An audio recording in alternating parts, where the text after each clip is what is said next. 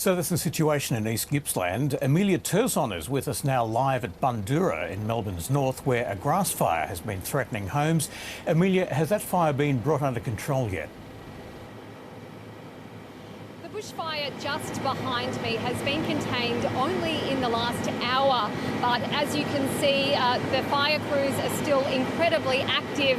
A water bomber just went over my head, and that is because despite the fire having been contained, there is still a lot of concern that in the next hour, the winds that are starting to pick up yet again could bring this fire out of control. And that is after an incredibly chaotic afternoon here in Bundoora.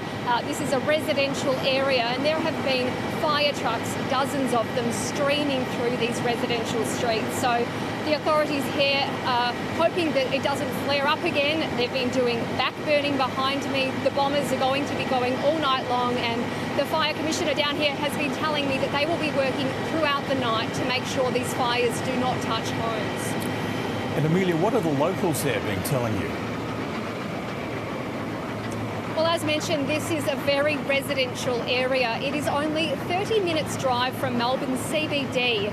People here are living in small, compact homes, and this afternoon when the watch and alert, and then at one stage the evacuate now message was put out to people on their mobile phones, locals were streaming out of their homes, looking into the sky at the smoke that was wafting behind these hills. There was ash coming down from the sky at one point, and locals just seemed aghast. Some of them had makeshift masks on their faces to stop for the smoke. One woman I spoke to, she was packing up her car with her prized possessions, including her passports, her photos, and she was saying she has just never seen anything like this before in such a residential part of Melbourne. She said she wasn't quite sure what she was going to do tonight. She perhaps was going to go to her family for dinner out of Bundoora. So very much a tenuous situation here, and very much an unprecedented one for many of these residents here. Well, the conditions should actually ease overnight. Has a decision been made on whether New Year's Eve fireworks will go ahead?